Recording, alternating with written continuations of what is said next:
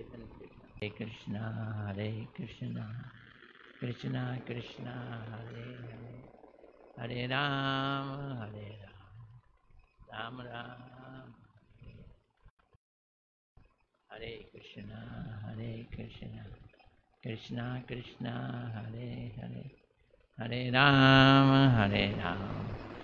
राम राम हरे हरे। फिर बोलो, हरे कृष्णा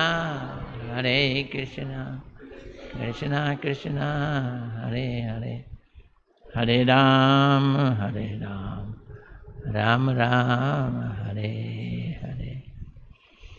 मैं सर्वप्रथम अपने परम आराध्यतम गुरुदेव नित्य लीला प्रविष्णु विष्णुपाद अष्टोत्तर श्रीमद् भक्ति वेदांत नारायण गोस्वामी महाराज जी के चरणों में अनंत कोटि दंडवत अर्पित करता हूँ। तत्पश्चात समस्त गुरु परंपरा के चरणों में मेरा हृदय से अनंत कोटि दंडवत प्रणाम। उपस्थित वैष्णव वैष्णवियों के चरणों में मेरा हृदय से दंडवत प्रणाम।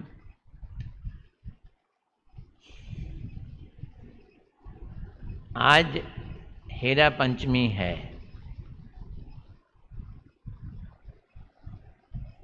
क्या है? हेरा पंचमी। जगन्नाथ रथ यात्रा से संबंधित हेरा पंचमी। तो मैं सोच रहा हूँ आज जैव धर्म की जगह हेरा पंचमी के बारे में चर्चा की जाए। तो आप लोग तैयार हो? हैं?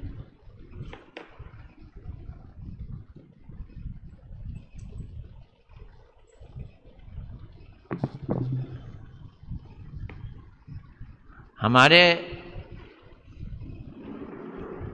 गौड़िया संप्रदाय में, या यूं कहें, जय हो जय हो,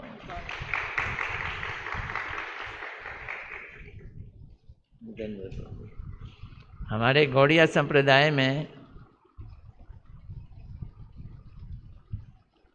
एकनिष्ठ अनन्य भक्ति की चर्चा की गई है।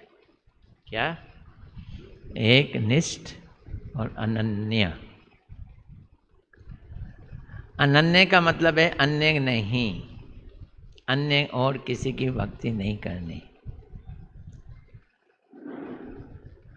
हम लोगों में से भी कुछ और बाहर के लोग ये समझते हैं कि अगर हम ये कहें अनन्य यानी अन्य की भक्ति नहीं करनी है, तो हम अन्य को रिजेक्ट कर रहे हैं। लोग ये समझते हैं हम अन्य को क्या कर रहे हैं? रिजेक्ट कर रहे हैं। हम रिजेक्ट नहीं करते हैं। हम अन्य को यथा योग्य सम्मान देकर भक्ति एक ही की करते हैं। भक्ति और सम्मान दो में बहुत अंतर है। जैसे पत्नी विवाह करके घर आती है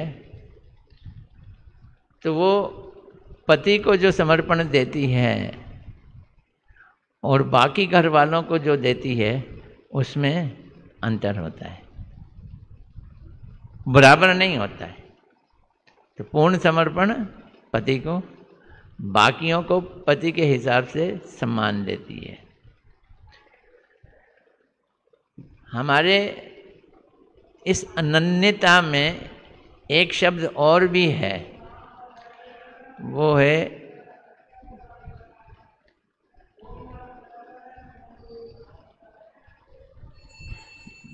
ये कौन है? एकनिष्ठ। दूसरा शब्द क्या है? एकनिष्ठ। अनन्य एकनिष्ठ। एकनिष्ठ में मतलब एक भाव की भक्ति करनी है।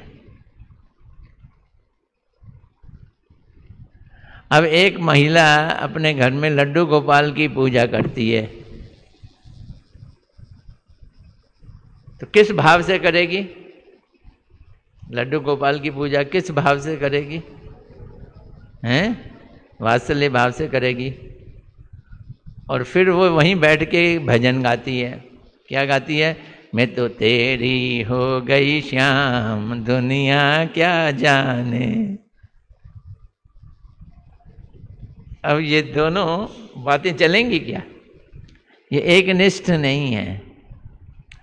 और फिर अगर घर में कोई समस्या है, हे लड्डू गोपाल मुझे बचाओ, अरे बेटा बचाएगा? बेटे को तो हमने बचाना है ना। वात्सल्य में यशोदा कभी ये नहीं कहेंगी कि पूतना आई, ए मेरे लाल तू मुझे पूतना से बचा, ऐसा कभी नहीं कहेगी। वो लाल को पूतना से बचाने की कोशिश करेगी। बात समझ आ रही है? मतलब क्या? या तो हम कृष्ण के सखा बन जाएं तो फिर सखा बने रहें, या कृष्ण को लड्डू गोपाल मान के बच्चा माने तो हमेशा वात्सल्य भाव से भक्ति करें। और अगर हम गोपियों की तरह करते हैं तो उनको प्रियतम मान के भक्ति करें। तो गौड़िया संप्रदाय में मैंने पहले भी कहा, हम क्या मान के करते हैं? हम कृष्ण को प्रीतम के रूप में लेते हैं। इस भाव का नाम है माधुर्य भाव। कौन सा भाव? माधुर्य भाव। जय श्री श्री गौर हरे, श्री श्री राधा रमण बिहारी जो की जय।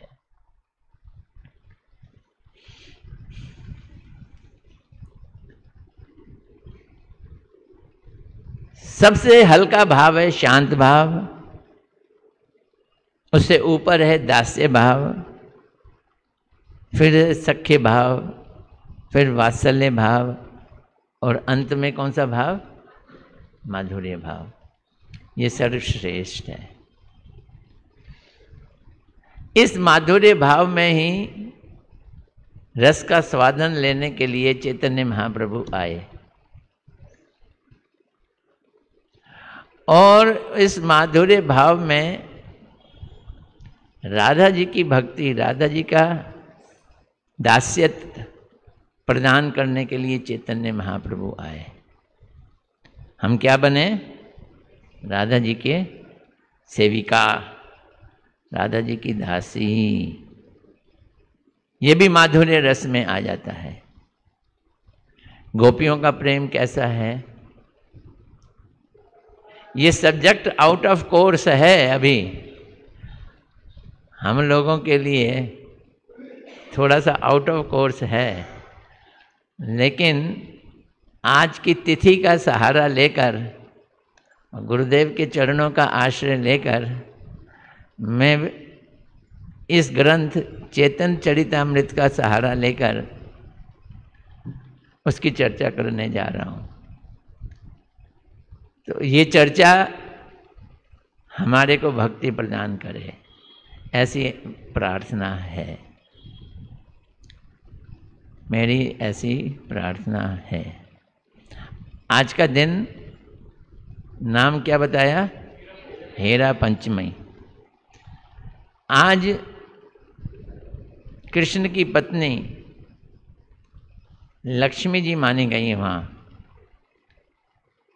वैसे तो सत्यभामा, रुक्मिणी वगैरह हैं 16,108, लेकिन जगन्नाथपुरी में जगन्नाथ जी अपनी पत्नी के संग नहीं बैठे हुए। किसके संग बैठे हैं? बहन के संग बैठे हैं। जगन्नाथ जी भाई के संग बैठे हैं। पत्नी का अलग इस प्रकोष्ठ है, विमला देवी के नाम से हैं वो लक्ष्मी हैं। क्या है? लक्ष्मी। कृष्ण 15 दिन घर में रहे, जगन्नाथ जी अकेले, बीमार, और फिर ठीक हो गए। तो बोलते हैं इतने दिन अकेले घर में रहा हूँ, एक दिन मैं टहल के आ जाता हूँ, मैं भी चलूँ? अरे एक दिन के लिए क्या चलना, मैं भैया को और बहन को ले जाता हूँ, बहन को घुमा लूँगा। अच्छा ठीक है। लक्ष्मी जी ने कहा ये बहन को घुमाएंगे तो फिर इधर उधर नहीं भटकेंगे। हर स्त्री को ये चिंता रहती है कि आदमी बाहर जाता है तो किसी और के पास ना भटक जाए।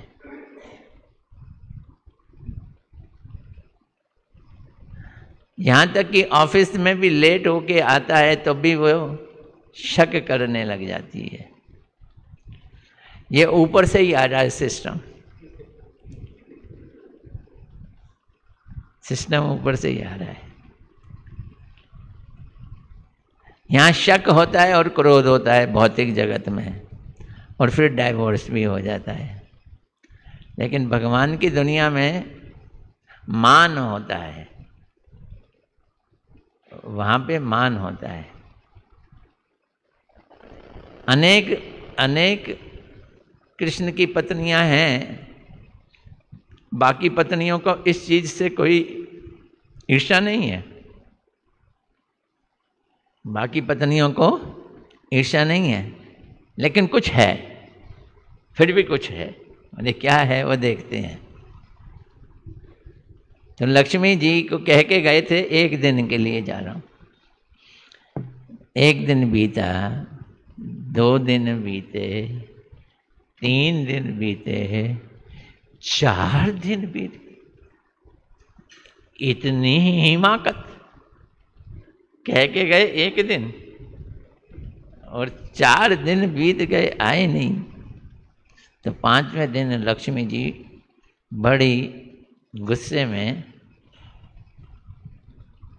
बाहर निकल आई। और कैसे बाहर निकल आई? सज धज के बाहर निकल आई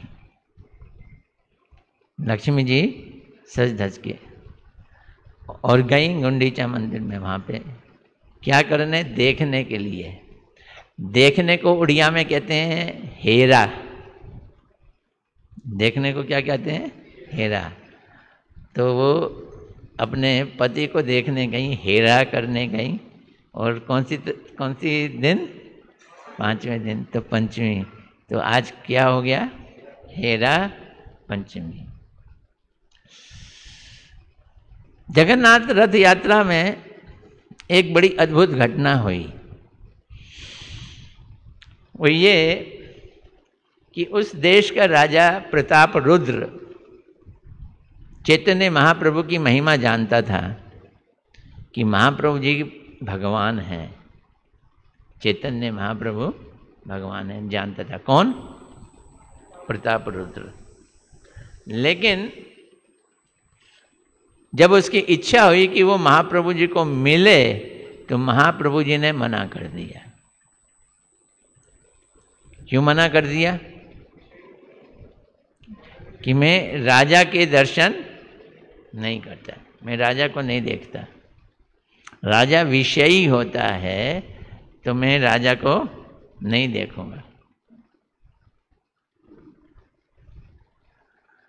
तो महाप्रभु के अंतरंग भक्तों ने कहा कि महाप्रभु, ये राजा आपका भक्त है, विषय नहीं है।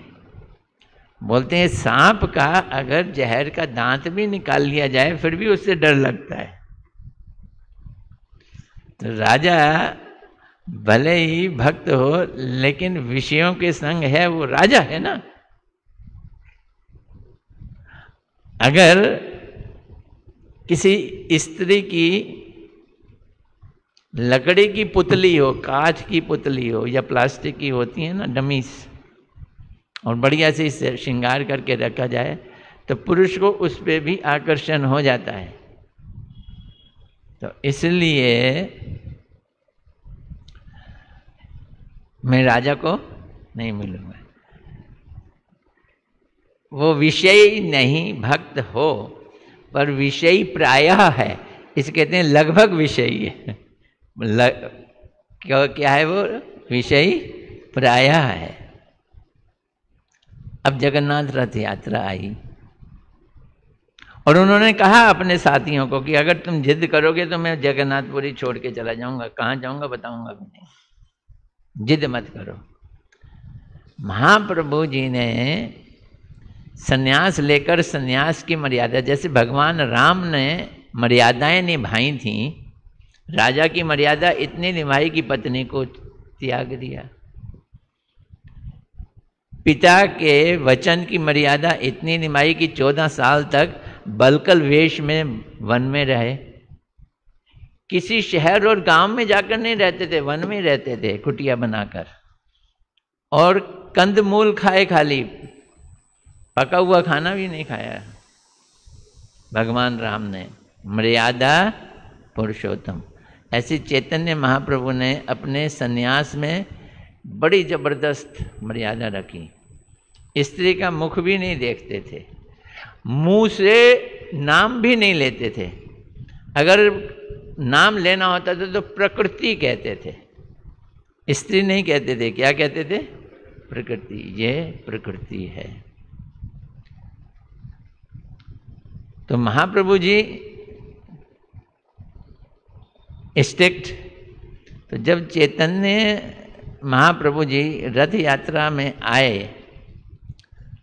तो रथ यात्रा में उन्होंने क्या देखा कि राजा प्रताप रुद्र झाड़ू लेकर रथ के आगे क्या कर रहा है? झाड़ू लगा रहा है। तो लगता है ये चीज उनको हृदय में बड़ी संतोष दी कि राजा क्या कर रहा है? झाड़ू लगा रहा है। तो राजा उनकी नजरों में ऊपर चढ़ गया। किनकी? महाप्रभु जी की। अब जब रथ यात्रा शुरू हुई तो चैतन्य महाप्रभु ने 7 टोलियां बनाई। पहले 4, फिर 3 और उनके परिकर आ गए। कितनी टोलियां? 7, जिसमें 4 टोलियां तो रथ के आगे नृत्य कर रही थीं। हर टोली में 2-2 गाने वाले और 2, 3, 4 मृदंग बजाने वाले और बाकी लोग होते थे। 2 टोलियां रथ के साइड में चल रही थीं। कितनी हो गई? 6। और एक रथ के पीछे। 7 टोलियों में कीर्तन चल रहा था और महाप्रभु जी दिखता था हर टोली में जा रहे हैं। तो राजा ऊपर बैठा हुआ था एक जगह, वहां से उसने देखा 7 टोलियों को एक साथ, और 7 टोलियों में चैतन्य महाप्रभु को देखा। कीर्तन हो रहा है और 7 टोलियों में महाप्रभु जी क्या कर रहे हैं? कीर्तन। और हर सांप्रदायिक टोली ये समझ रही है कि आज तो महाप्रभु सबको छोड़कर मेरे पास आ गए हैं। जैसे रासलीला में समस्त गोपियों ने ये समझा कि कृष्ण आज सबको छोड़कर मेरे पास आ गए हैं, तो उनको क्या हो गया? स्वाभाविक मद हो गया गोपियों को। तो उन्होंने काशी मिश्र को कहा, अपने पुरोहित को कहा, देखा कमाल, 7 जगह महाप्रभु जी ने अपने को एक्सपेंड किया है। सार्वभौम भट्टाचार्य जी को भी बोला, वो सब बोले महाराज हम में से तो किसी ने नहीं देखा, सिर्फ आपको दिखाया उन्होंने 7 टोलियों में, क्योंकि आज आपके ऊपर विशेष कृपा है। उन्होंने देख लिया आपको झाड़ू लगाते हुए। अब रथ यात्रा चली, खूब जोर से नृत्य किया महाप्रभु जी ने। राधा जी के भाव में नृत्य किया। वो अपने को क्या समझ रहे हैं? मैं राधा जी हूं। और उनका उद्दंड नृत्य देख के सब कांप जाते थे, गिर जाते थे वो करते करते। और कभी नृत्य करते करते रथ के पीछे चले जाते थे। जब जगन्नाथ जी चैतन्य महाप्रभु को नहीं देखते थे तो रथ खड़ा कर देते थे, रथ चलता ही नहीं था। तो वो पीछे क्यों जाते थे? हैं तो राधा जी ना, तो मान आता है ना। ये मेरे बिना भी चलेंगे या ऐसे ही चल रहे हैं? क्या आ गया उनको? मान। पीछे चले गए, रथ खड़ा हो गया। नहीं नहीं नहीं, फिर सामने आ गए। यानी एक किस्म से राधा जी के कहने पे राधा जी के मन के चित्त के ऊपर बैठकर कृष्ण कुरुक्षेत्र से कहाँ जा रहे हैं? वृंदावन जा रहे हैं।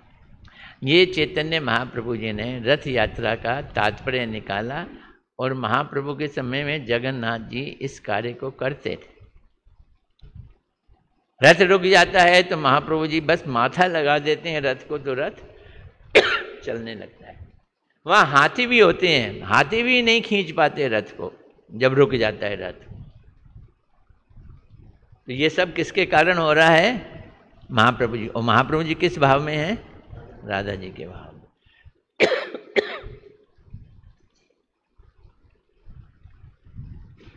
रथ आधे रास्ते में पहुंचा है। आधे रास्ते में एक बगीचा है, उसे जगन्नाथ बल्लभ वाटिका कहते हैं या आई टोटा भी कहते हैं, अभी भी है। राजा ने उसको बहुत सुंदर ढंग से मेंटेन किया है। दुनिया के सब तरह के फूल और फल के पेड़ और पौधे, बेलें वहाँ पे लगी हुई हैं। तो महाप्रभु जी नृत्य करते हुए थकान की भावना कर रहे हैं और एक पेड़ पे जाके सिर रखकर लेट गए। आंख बंद है और भाव किसका है? राधा जी का। राधा जी के भाव में लेटे हुए हैं। तो सारे भक्तों ने, महाप्रभु जी के भक्तों ने प्रतापरुद्र राजा को कहा, जल्दी से अपने ये वेश बदल लो और एक सफ़ेद धोती पहन लो और ये जेवर वगैरह ऑर्नामेंट सारे उतार दो और जाओ राजा के पास और उनको गोपी गीत सुनाओ। क्या सुनाओ? गोपी गीत। और उनके चरण दबाओ। तो उस समय इन्होंने पहले गोपी गीत गाना शुरू किया। राजा की आवाज़ बहुत सुंदर, और उन्होंने सीखा भी, गान सीखा भी, उच्चारण सही करना चाहिए। जयति तेदिकम जन्मना ब्रजा शरद इंद्रा शश्वदत्र ही। इस लाइन से शुरू होता है क्या? गोपी गीत। ये पहला श्लोक है।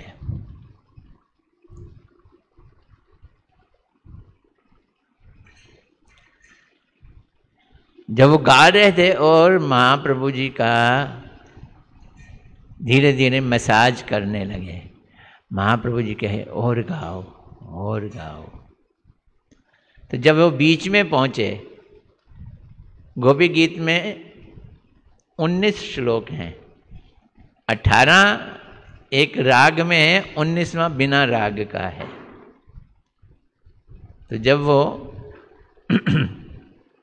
9वें श्लोक में पहुंचे, तब कथामृतम तप्त जीवनम, आपकी कथा अमृत के समान है, जो तप्त जीवन को क्या करती है?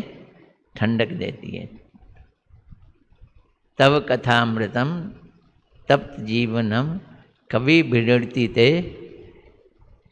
कल्म शाप। हम बड़े बड़े कवि इसको गाते हैं। ये हमारे कलमश को, पाप को खत्म कर देती है। आपकी कथा क्या करती है? पाप को खत्म कर देती। कल्म शाप हम। श्रवण मंगलम, इसके सुनने मात्र से मंगल होता है। श्रीमदाततम,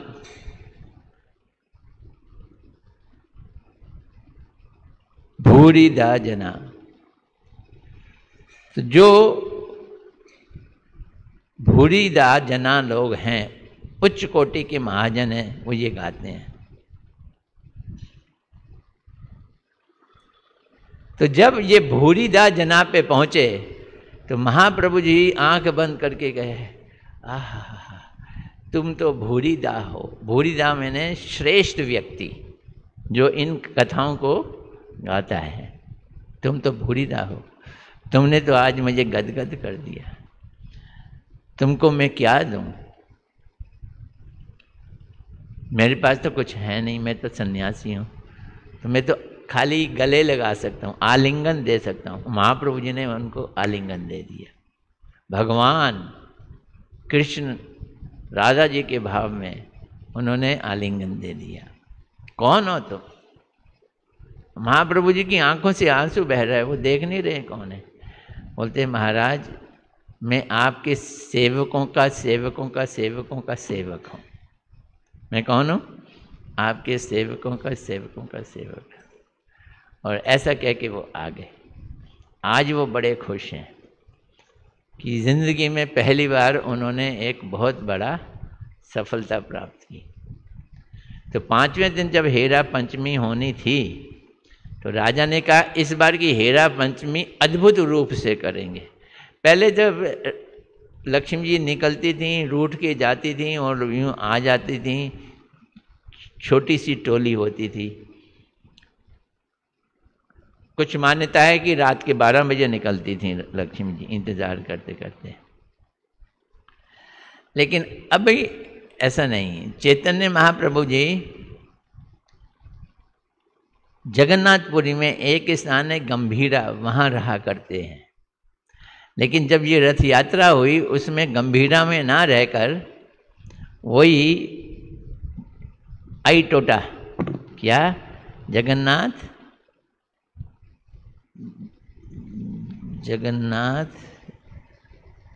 अभी बोला था, देखो दिमाग से नाम भूल गया। बाटिका, जगन्नाथ बल्लभ बाटिका, उसमें रहने लगे। राजा ने बंदोबस्त कर दिया वहाँ ठहराने का। तो हेरा पंचमी वाले दिन जब लक्ष्मी ने निकलना है जगन्नाथ मंदिर से, तो वहाँ पे, और जब वो वहाँ जाएंगी जगन्नाथ जी के, वहाँ पे इनके ठहरने का इनको स्टेज बना दी कि ये वहाँ से देखें। कौन? चैतन्य महाप्रभु अपने भक्तों के साथ देखें। तो उन्होंने क्या देखा? लक्ष्मी जी बड़े शान और शौकत से सबसे महंगी ड्रेस पहन के, किसी स्थान पे तो कहा कि शायद इसका उन्होंने ड्रामा भी कराया कि किसी को लक्ष्मी बनाया। और राजा के पास जितने उनके भंडार में गहने थे वो सारे गहने पहन लिए। किसने? लक्ष्मी जी ने। और पालकी में बैठ गई, हाथ में एक हंटर ले लिया और कहा कि राजा के नौकरों को पकड़ लो। तो जगन्नाथ जी के जितने नौकर हैं उन्हें बांध के वो रानी के चरणों में जाके रख दिया। और रानी के चरणों में रखा, और वो जो रानी की नौकरानी है उनको भला बुरा सुना रही हैं, गालियां दे रही हैं जगन्नाथ जी के नौकरों को। बुलाओ, कहाँ है तुम्हारे स्वामी? और फिर रथ को भी उन्होंने तोड़ा। तो उसके बाद चैतन्य महाप्रभु जी ने पूछा, भाई ये कैसा मान है?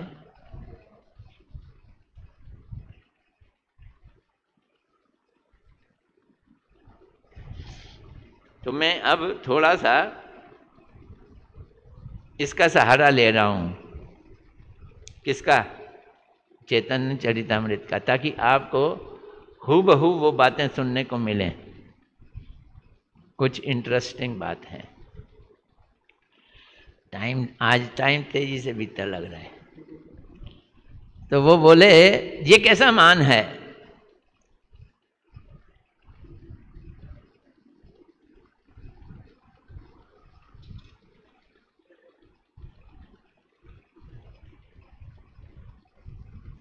तो महाप्रभु जी ने कहा कि इन्हें गुस्सा क्यों आ रहा है? गुस्सा क्यों आ रहा है? बोलते हैं ये सुंदराचल चले गए हैं। तो क्या हुआ? घर में बैठे बैठे बगीचे में घूमने के लिए चले गए तो कौन सी बड़ी बात है। ये बगीचा वृंदावन जैसा लगता है, लगता है ना, क्या फर्क पड़ता है।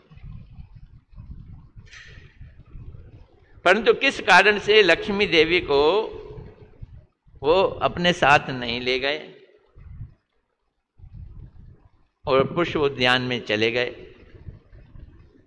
तो स्वरूप कहे, कौन कह रहे हैं? स्वरूप दामोदर। स्वरूप कहे प्रेमवतीर एते स्वभाव, जो प्रिया है, प्रेम करने वाली पत्नी है, उसका ये स्वभाव है। नहीं का क्या स्वभाव है? कांतेर उदासत लेशे है क्रोधा भाव। जो पति है, कांत है, अगर वो अवॉइड करता है उसको, अगर वो नजरअंदाज करता है थोड़ा सा, वो बर्दाश्त नहीं कर सकती है। ये स्वभाव किसका है? कांता का नहीं, कांता के प्रेम का स्वभाव है।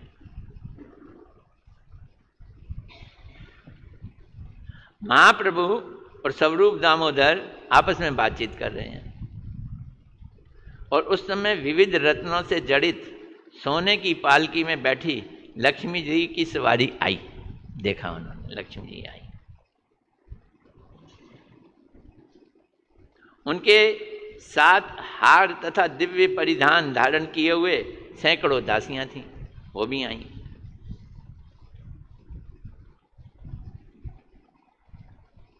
फिर वो मैंने बताया ना, उन्होंने जगन्नाथ जी के उनको पकड़ लिया।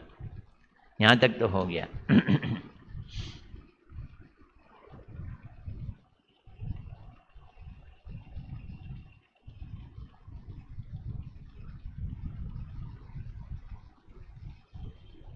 स्वरूप दामोदर जी बोले, भाई वाह, भाई वाह, ऐसा मान मैं पहली बार देख रहा हूं।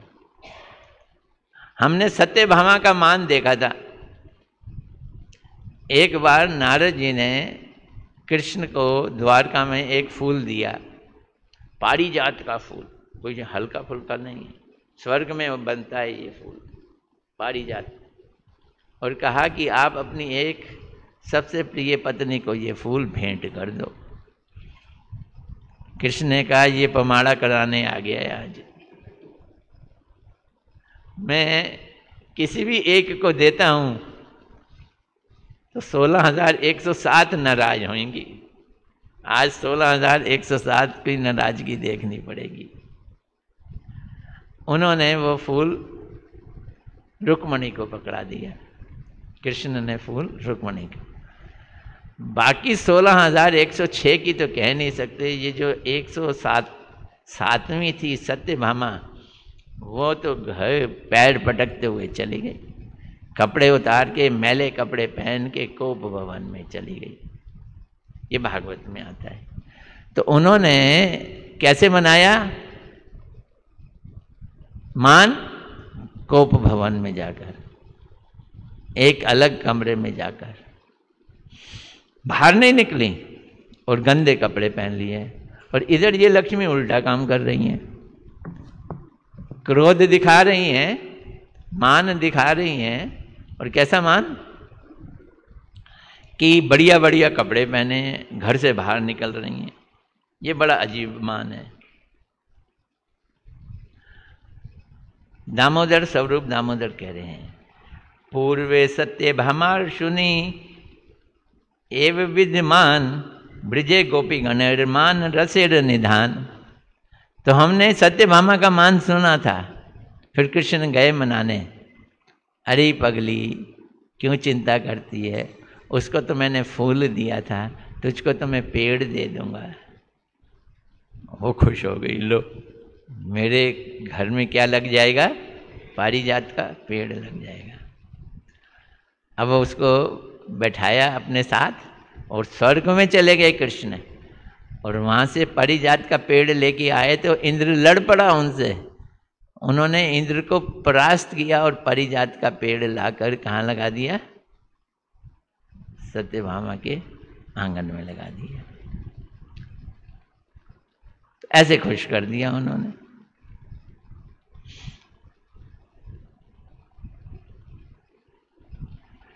तो हमने द्वारका का मान देखा,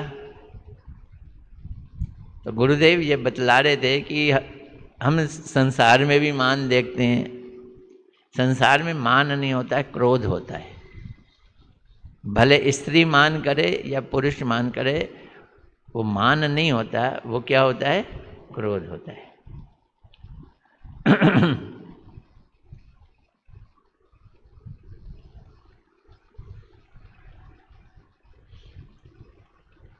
क्या फर्क है क्रोध और मान में?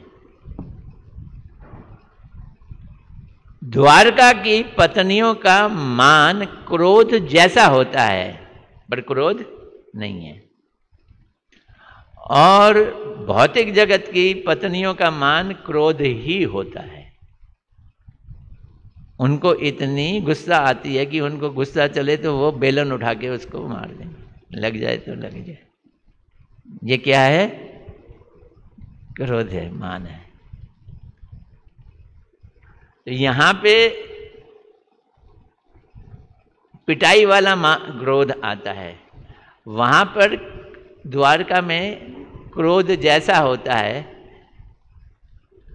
और फिर स्वरूप दामोदर बातों बातों में बोले, पूर्वे सत्य भामार सुनी ए विद्वान गोपी गणेर मान रसेर निधान। लेकिन गोपियों का मान तो रस का जो है घर है। जो मान गोपियां करती हैं वो क्या है? रस का घर। बस गोपी का नाम छेड़ते ही महाप्रभु जी विह्वल हो गए। उनके मान की बात सुनकर महाप्रभु जी विह्वल हो गए। प्रभु कहे ब्रजेर मानेर प्रकार। बताओ जरा मान का प्रकार ब्रज में कैसा है? प्रभु कहे ब्रजेर मानेर प्रकार। स्वरूप कहे गोपी मान नदी शतधार। गंगा जी को कभी समुद्र में मिलते हुए देखो, मुहावना कहते हैं उस जगह को। लोग स्नान करने भी जाते हैं, सब तीर्थों में हैं। हाँ, सब तीर्थ बार बार, गंगा सागर एक बार। तो जब गंगा जी सागर में मिलती हैं, वहाँ पे उनकी कई धाराएं हो जाती हैं। एक धारा वो मिल रही है वहाँ से, एक धारा वहाँ से जा रही है, एक धारा वहाँ से जा रही है। तो ये बोले गोपी मान नदी शत धार। जैसे एक नदी मुहाने से मिलती है तो उसकी सैकड़ों धाराएं होती हैं, मान गोपियों का शत धार के समान है।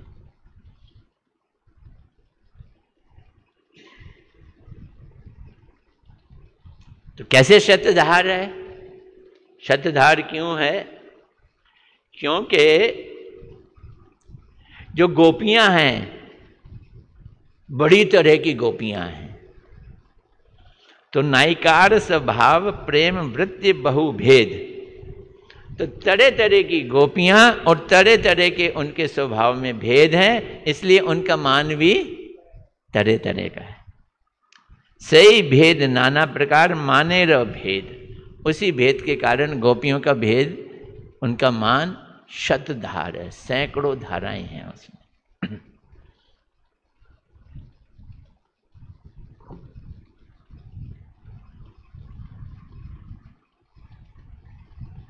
वो बोलते हैं बताओ, थोड़ा सा बताओ। कौन कह रहे हैं? महाप्रभु जी गोपियों के बारे में बताओ। तो वो बोलती है स्वरूप दामोदर जी, मान के पॉइंट ऑफ व्यू से गोपियां तीन तरह की हैं। किसके पॉइंट ऑफ व्यू से? मान। एक गोपी है धीरा, एक गोपी है अधीरा, और एक है धीरा धीरा, धीरा अधीर, मीडियम। एक है धीरा, एक है अधीरा, और एक क्या है? धीरा धीरा। तीन तरह की गोपियां हैं। अच्छा, धीरा कैसी है? धीरा का मतलब है जिसके अंदर क्या है? धैर्य है, माइल्ड है। उसकी नेचर कैसी है? माइल्ड है। धीरा कांते दूर देखी करे प्रत्युत्थान। धीरा गोपी कि अंदर मान आया हुआ है, तो देखा कि कांत आ रहे हैं, कृष्ण आ रहे हैं, तो क्या करेगी? उसके पास चली जाती है। धीरा गोपी मान में भी उसके पास चली जाती है और उनको बैठने के लिए आसन देती है, बैठालती है। हृदय कोप, हृदय में मान है, हृदय कोप, मुखे कहे मधुर वचन, लेकिन मुख से मधुर वचन बोलती है। और प्रिया अगर उनको आलिंगन करें तो वो भी करती है, रिस्पॉन्ड देती है। सरल व्यवहार करे माने रे पोषण,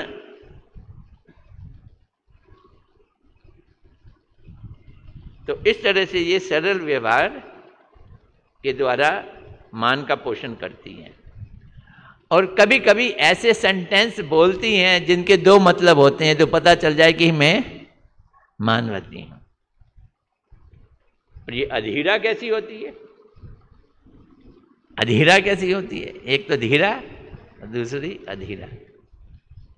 अधीरा निष्ठुर वाक्य करे भर्तसन, अधीरा नायिका बड़ी निष्ठुर होती है, निष्ठुर होती है।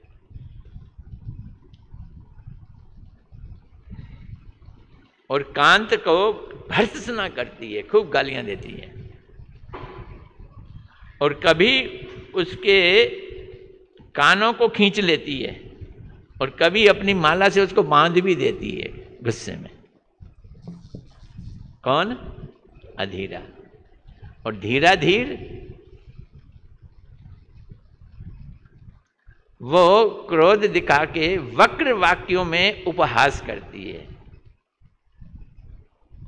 आ गए नील लोहित, ऐसे करके कबू स्तुति, कबू निंदा, कबू या उदास। कभी तो स्तुति करती है, स्तुति कर रही है, ये ब्याज स्तुति है, उससे पता चल रहा है कि ये अंदर से क्या है? गुस्सा है। ये धीरा धीरा है। इसमें राधा जी आ जाती हैं, गौर प्रेमानंद,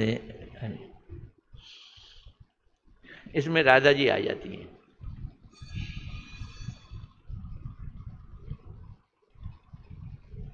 अब ब्रज में कई सारी गोपियां हैं, उसमें नायिकाएं हैं। क्या हैं? नायिकाएं। तो ये ब्रज के भाव में रस कैसा है, इसकी चर्चा हम करने जा रहे हैं। यहाँ रस कैसा है, वो सत्यभामा के प्रेम से अधिक अच्छा कैसा है, उसकी चर्चा करने जा रहे हैं। तो नायिकाएं वो हैं जो कृष्ण से डायरेक्ट मिलती हैं, जैसे राधा रानी हुई, चंद्रावली हो गई। तो नायिकाएं भी तीन तरह की होती हैं, मुग्धा, मध्या, प्रगल्भा। अभी ज़्यादा डिटेल में नहीं दे रहा, ये उज्जवल नीलमणि में सारी डिटेल्स हैं। क्या क्या नाम है? मुग्धा, मध्या, प्रगल्भा। अब वो प्रगल्भा अधीरा जैसी है, कड़वे वचन बोलने वाली प्रगल्भा, और मुग्धा बड़ी शांत नेचर की है, और मध्या बीच वाली है। तीन तरह की हैं। मुग्धा कैसी है? गुस्सा आ गया, कांत आ रहे हैं, मुंह ढक लिया और रो रही है, मुग्धा। मान करके मुंह को ढक कर केवल रोती रहती है। और कांत जवारा जब प्रिय वचनों का सुनती है तो प्रसन्न भी हो जाती है, झट प्रसन्न हो जाती है। उन्होंने मनाया तो मान गई।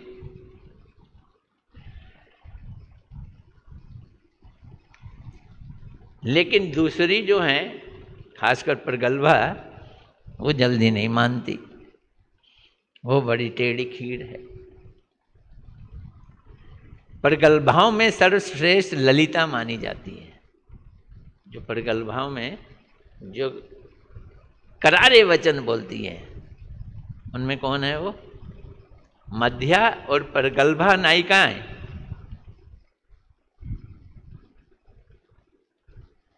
इनको जोड़ लो धीर और अधीर। पीछे हमने सुना था ना, धीर और अधीर। कौन कौन सी नायिका? मध्या और प्रगल्भा। अगर आप लोगों ने मैथमेटिक्स पढ़ी हो, एक परमुटेशन कॉम्बिनेशन होता है। परमुटेशन कॉम्बिनेशन से इस तरह से जोड़ा जाए 336 तरह की, कितने तरह की गोपियाँ बताई गई हैं, और करोड़ों गोपियाँ हैं, उनमें इतने तरह तरह के भेद हैं, तरह तरह के।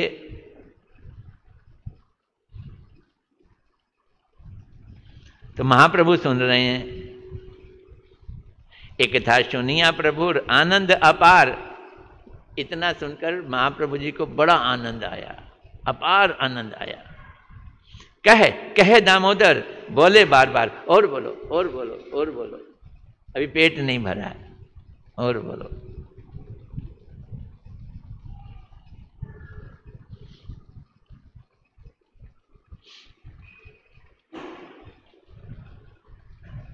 तो क्या बोल रहे हैं? दामोदर कहे कृष्ण रसिक शेखर, रस आस्वादक रसमय कलेवर। ये सब कृष्ण जो हैं वो रसिक शेखर हैं।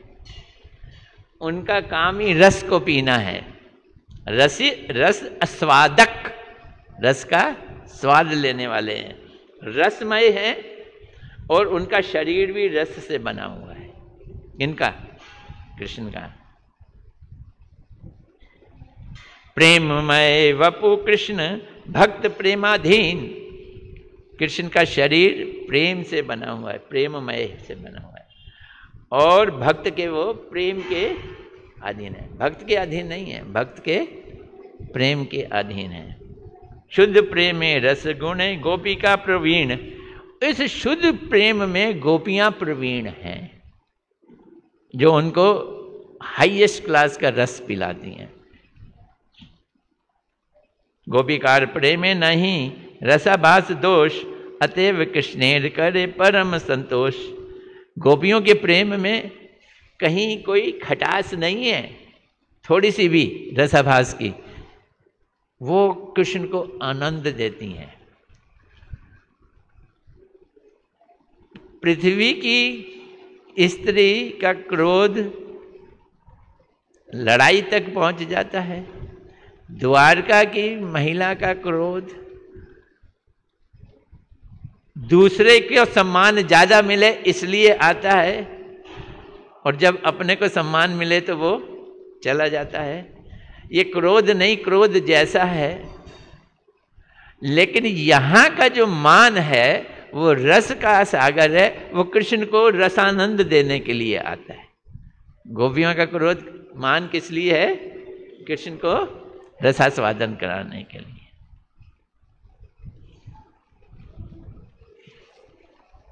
इसलिए गोपियां भी दो तरह की हैं, एक है वामा, एक है दक्षिणा। देखो कितनी तरह की गोपियां हम सुनते जा रहे हैं। वामा मतलब जो रूठ जाती हैं झट, और दक्षिणा मतलब जो रूठती है, कम कम रूठती हैं और झट मान जाती हैं। नाना भाव कराए कृष्ण रस आस्वादन। तो ये दोनों गोपियां कृष्ण को तरह तरह से रस आस्वादन करती हैं। कृष्ण वामा का अपने ढंग से रस आस्वादन देखते हैं, और दक्षिणा का उनके हिसाब से देखते हैं। गोपी गण मध्य श्रेष्ठ राधा ठकुरानी, निर्मल उज्जवल रस प्रेम रतन खानी। इन सब गोपियों में हाईएस्ट कौन है? राधा रानी। उनका प्रेम निर्मल है, उज्जवल रस है, और प्रेम के रतन की खान है। वो उज्जवल रस परकीय भाव रस को कहते हैं। पत्नी वाला प्रेम नहीं दे रही है वो। कौन सा प्रेम दे रही है? प्रेमिका वाला प्रेम दे रही है।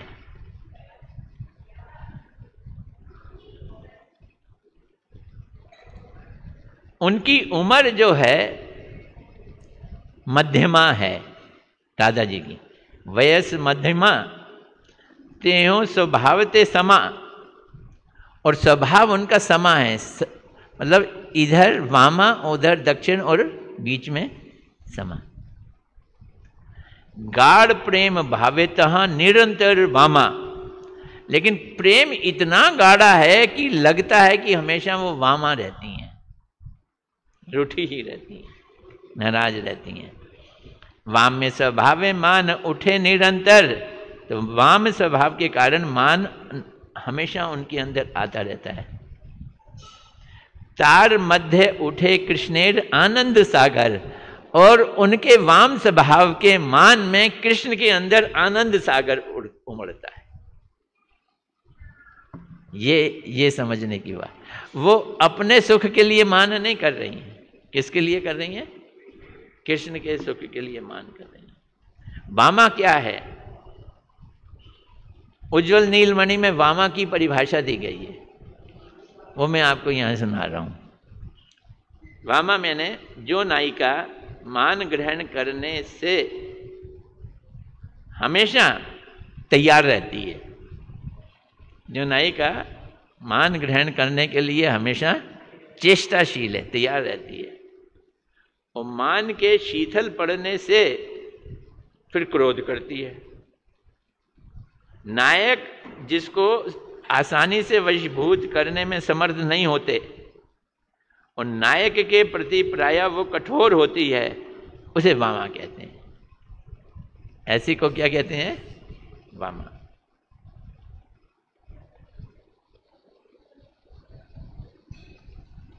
जो नायिका मान करने में असमर्थ होती है और नायक के प्रति युक्तिपूर्ण प्रिय वचनों का प्रयोग करती है,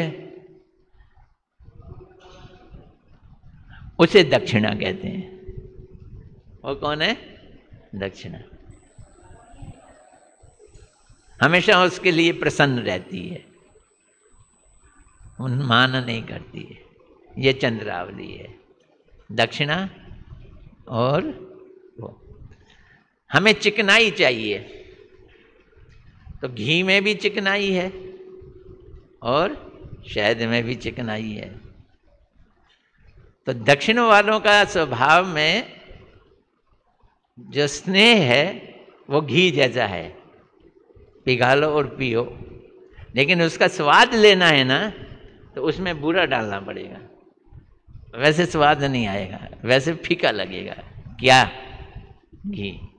और शहद चिकना भी होता है और मीठा भी होता है, और बिना कुछ मिलाए पी जाओ।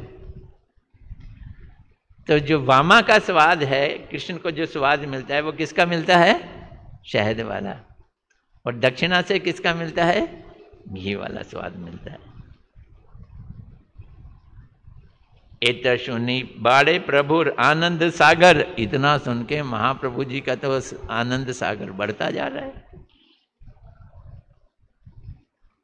कब कहे कहे कहे कहे कहे प्रभु बोले दामोदर, दामोदर कहते जाओ, आज रुको मत।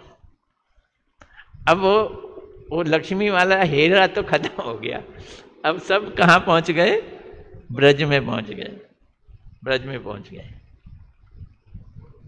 अधिरूढ़ महाभाव राधिकार प्रेम, स्वरूप दामोदर कह रहे हैं। राधा जी का प्रेम जो है वो महाभाव भी नहीं है, अधिरूढ़ महाभाव। देखो, प्रेम, स्नेह, मान, प्रणय, राग, अनुराग, भाव, महाभाव, इतनी ऊंचाई पे गोपियों का प्रेम है, महाभाव। और राधा जी का शरीर महाभाव से बना हुआ है, और फिर महाभाव के ऊपर भी फिर रूढ़, फिर अधिरूढ़, मोदन, मोहन, और लास्ट में मादनाख्य महाभाव। राधा जी का क्या है? मादनाख्य महाभाव। तो वो बोल रहे हैं अधिरूढ़ महाभाव राधिकार प्रेम। राधा जी का प्रेम कौन सा महाभाव है? अधिरूढ़ महाभाव राधिकार प्रेम, विशुद्ध निर्मल जैसे दग्ध वान हेम, एकदम चमकता हुआ सोना, विदाउट इम्प्योरिटी। ये क्या है? अब देखो, ये चीजें हम लोगों का सब्जेक्ट नहीं है, लेकिन मैं सुना रहा हूँ हीरा पंचमी का बहाना लेकर। सुनने में अच्छा लगता है, जानने में अच्छा लगता है, लेकिन इसको पचाने के लिए अधिकार चाहिए। घी पी तो लो, पचेगा कि नहीं, ये देखने वाली बात है। कृष्णेर दर्शन यदि पाए अचंबिते, एकदम अचानक कृष्ण के दर्शन मिल गए। किसको? राधा जी को। अब राधा जी के बारे में बता रहे हैं। नाना भाव विभूषण है विभूषिते, तो उनके अंदर नाना भावों का सम्मेलन हो जाता है और वो उनके चेहरे पे दिखाई देते हैं। नाना भाव विभूषण है विभूषिते, ये उनका गुण है। मान करके वो अनेक भावों से विभावित हो जाती हैं और वो भाव उनके अंदर दिखाई देते हैं। अष्ट सात्विक हर्ष आदि व्यभिचारी यार, सहज प्रेम विशंति भय अलंकार, तरह तरह के अष्ट सात्विक भाव उनमें आ जाते हैं। व्यभिचारी भाव 33 प्रकार के होते हैं। अष्ट सात्विक भाव कितने हैं? 8 तरह के। ये सारे के सारे आ जाते हैं और भाव आते हैं। भावों के नाम भी यहाँ दिए हैं। इसमें सबसे मशहूर भाव है किल किंचित भाव आता है। क्या नाम? किल किंचित भाव। कुटुमित, विलास, ललित, विवोक, मेटाइत, आर मौध्य, ये सारे तरह तरह के भाव राधा जी कृष्ण को एक बार देख लें अचानक, इन भावों से क्या हो जाती हैं। जैसे लड़की गहने से विभूषित होकर अपने को सुंदर बनाती है, राधा जी इन भावों से विभूषित होकर अपने को सुंदर बनाती है। व्यभिचारी 33 तरह के हैं, अष्ट सात्विक 8 तरह के भाव हैं। सब यहाँ दिए हैं, डिटेल दी है, मैं नहीं ले रहा अभी आपको डिटेल। उसके लिए और भी ज़्यादा टेस्ट होना चाहिए उसका।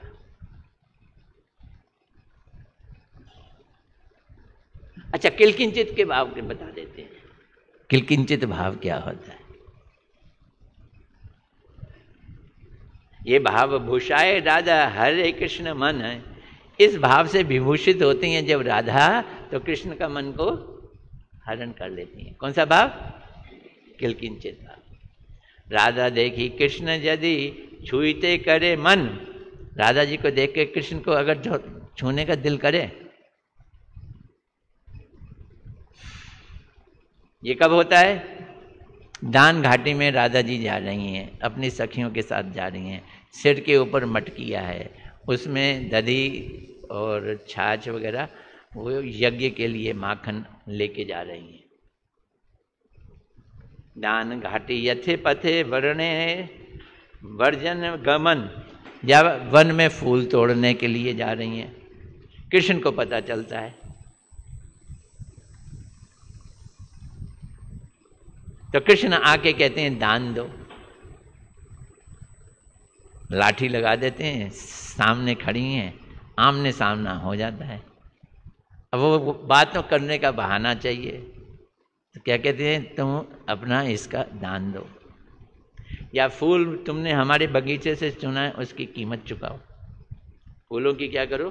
कीमत चुकाओ।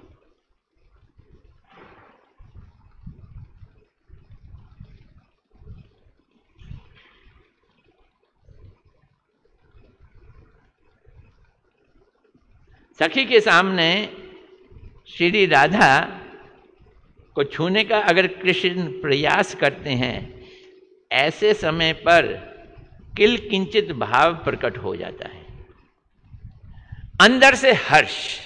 किल किंचित भाव क्या है? अंदर से हर्ष। और इस हर्ष के अंदर 7 तरह के संचारी भाव मिल जाते हैं, और इस तरह से 8 भाव से मिलकर एक स्थिति आती है। उसका नाम क्या हो गया? किल किंचित भाव। हर्ष में क्या मिला? अभिलाष, रोदन, हास्य, असूय, भय और क्रोध, ये चीजें मिलती हैं। अंदर हर्ष है, ऊपर क्रोध भी है, भय भी है, अभिलाष भी है कि हाँ करो, लेकिन नहीं भी है। सारे विपरीत भाव एक साथ मिलके क्या बना दिए? किलकिंचित भाव बना दिए।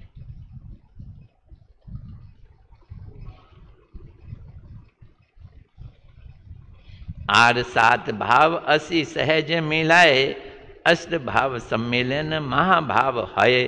तो ये 8 भाव क्या कहलाते हैं? महाभाव कहलाते हैं। उनके आस्वादन करके श्री कृष्ण का मन तृप्त हो जाता है। जिस प्रकार खाली दही खाने में स्वाद नहीं आता है, दही है हर्ष, उसमें चीनी डाल दी, थोड़ा घी डाल दिया, थोड़ा मधु डाल दिया, काली मिर्च डाल दी, कर्पूर डाल दी, छोटी इलायची डाल दी और उसको घोल बना दिया, वो स्वाद बन जाता है। तो वो किलकिंचित भाव है, राधा जी का किलकिंचित भाव।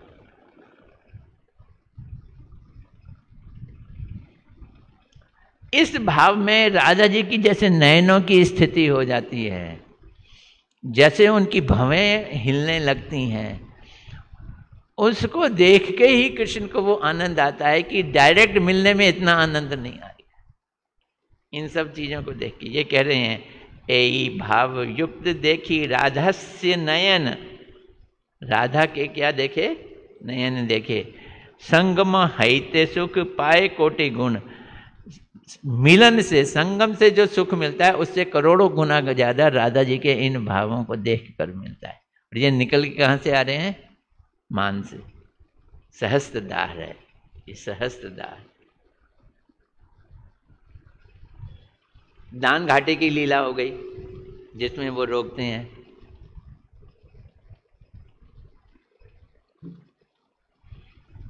जब दान घाटी में कृष्ण ने राधा जी को रोका, तब राधा जी के अंतःकरण में हंसी आ गई।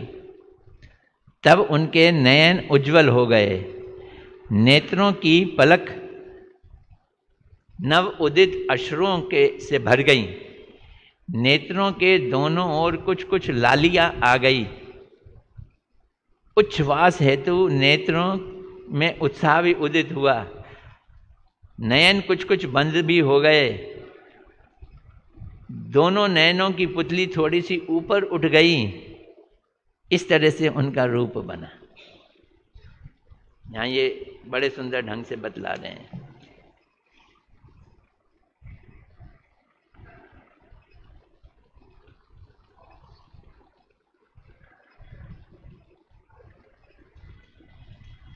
तब श्री स्वरूप दामोदर जी ने कहना आरंभ किया, जिसे सुनकर महाप्रभु जी भक्तों को परम सुख प्राप्त हुआ। श्री स्वरूप दामोदर ने कहा, राधा कभी कहीं बैठी हुई हैं अथवा वृंदावन जा रही हैं। ऐसे समय में यदि उन्हें अचानक कृष्ण का दर्शन हो जाए तो दर्शन करते ही उनमें अनेक प्रकार के विलक्षण भाव उदित हो जाते हैं। उन विलक्षण भावों का नाम विलास भूषण है। भूषण मैंने वो आभूषण होते ना, भूषण है। अभी किलकिंचित पड़ा, ये क्या है? ये विलास भाव है। इसमें क्या है? लज्जा, हर्ष, अभिलाष, संभ्रम, वाम्य, भय, एते भाव मिली राधा है चंचल कराए। और राधा जी चंचल हो जाती हैं। यदि राधा जी श्री कृष्ण के सामने खड़ी रहें तो वे त्रिभंग रूप में खड़ी हो जाती हैं। सीधी नहीं खड़ी हैं, कैसे? त्रिभंग रूप में। उनकी भ्रुकुटी भौहें नृत्य करने लगती हैं और उनके मुख तथा नेत्रों में अनेक प्रकार के भाव प्रकट होने लगते हैं। कांता के इस भाव का नाम ललित अलंकार है। ये क्या है? ललित अलंकार है। जब कृष्ण इन ललित अलंकारों से विभूषित राधा जी को देखते हैं, तब दोनों एक दूसरे से मिलने के लिए उत्कंठित हो जाते हैं। राधा जी जिस ढंग से खड़ी हैं, जिस ढंग से वो कर रही हैं, तो लोभे आसी कृष्ण करे आकर्षण। कृष्ण जो है वो थोड़ा छूने की कोशिश करते हैं, उनको पल्लू पकड़ के खींचने की कोशिश करते हैं। और अब राधा जी तो दूसरा रूप धारण कर लेती हैं। उसे देख के कृष्ण को और आनंद आता है। ऐ मत सब भाव विभूषण जहाते भूषित राधा हरे कृष्ण मन। और इसी भाव से विभूषित होती हैं राधा जी, जिसे देखकर बहुत मन आकर्षित होता है। किसका? कृष्ण का। अभी ये बातें चल ही रही थी कि बीच में श्रीवास पंडित आ गए। श्रीवास पंडित जो है वो नारद जी के अवतार हैं। वो भगवान को ऐश्वर्य भाव से देखते हैं।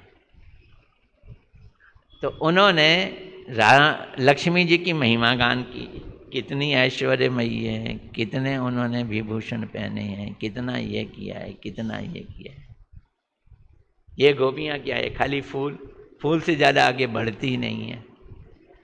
तो उसके बाद वृंदावन की क्या महिमा है, उनके फूलों की क्या महिमा है, वो सब रूप दामोदर गाते हैं।